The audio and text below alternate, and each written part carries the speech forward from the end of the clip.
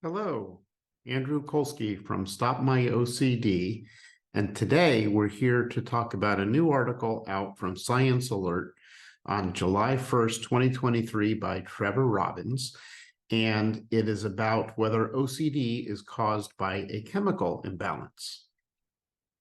Again, my name is Andrew Kolsky. I do OCD and anxiety treatment. You can find out more about my practice at stopmyocd.com. So OCD treatment itself is for OCD, obsessive compulsive disorder, which is a severe and disabling disorder characterized by obsessions, which are recurrent thoughts, recurrent intrusive thoughts, impulses, or images that are unwanted and anxiety-provoking.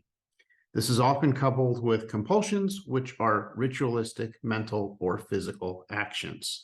The compulsions make you feel better about the obsessive doubt, and they last for a certain amount of time until they wear off and you go right back into the OCD cycle. So scientists suspect that OCD may be due to an imbalance between chemical messengers or neurotransmitters, the one specifically called glutamate and gamma aminobutyric acid, or GABA, in certain brain regions.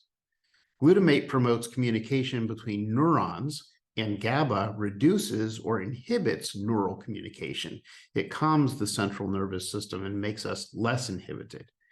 Imbalances in these chemicals can make communication more or less difficult within neural circuits in the brain and potentially leading to symptoms such as compulsions and intrusive thoughts. So this is what these scientists have been looking at. Specific focus is two brain regions towards the front of the brain called the anterior cingulate cortex, or ACC, and the supplementary motor area, or SMA. Prior studies show that these areas are affected in OCD. So we still don't know exactly what's going on with OCD, but this is one step closer. Activity in the ACC changes in response to reward or punishment, guiding future decision-making. And the SMA is involved in the coordination of motor sequences and seems to have a role in the production of habits. So the scientists found that there was an imbalance between glutamate and GABA levels in a group of 31 patients with OCD in the frontal regions of the brain. Specifically, OCD patients had increased levels of glutamate and lower levels of GABA in the ACC. This means that they had very high levels of neural communication in the area, potentially making it hyperactive.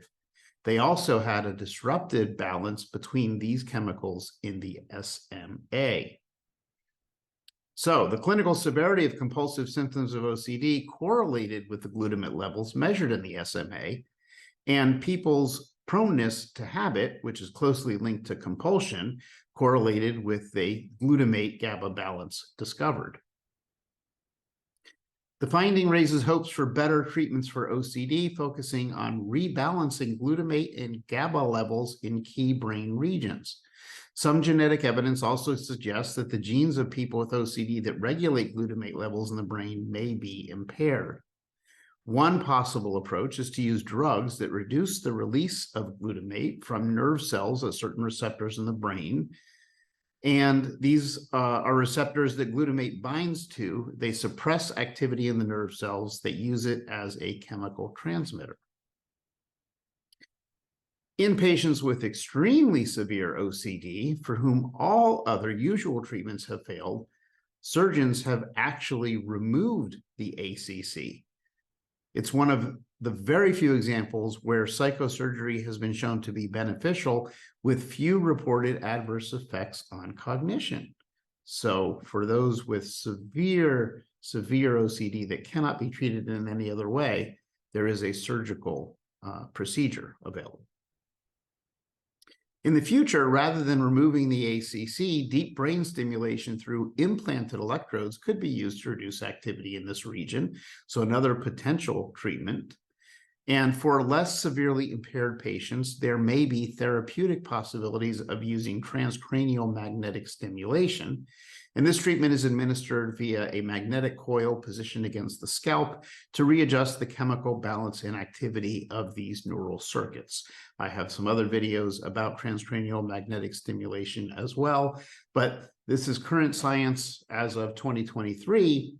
And it shows us that we're still learning a lot about OCD, and there still are new and emerging treatments available. So we keep doing better and better. So these videos are done to help us break the stigma surrounding OCD and to educate people about the science related to OCD. I ask you to please like and subscribe this video so that messages are more widely available to other people. The more you like and the more you subscribe, the more the videos show up and the more information people are able to get. And I really appreciate your help with that. If you are in need of a free support group, join us at stopmyocd.com and sign up for our free support group. And if you're interested in exposure therapy, be sure to visit www.rxxrt.com, where you can find exposure therapists. Thank you for your interest in breaking the OCD stigma. Please help me make these videos more accessible by clicking the like and subscribe buttons below.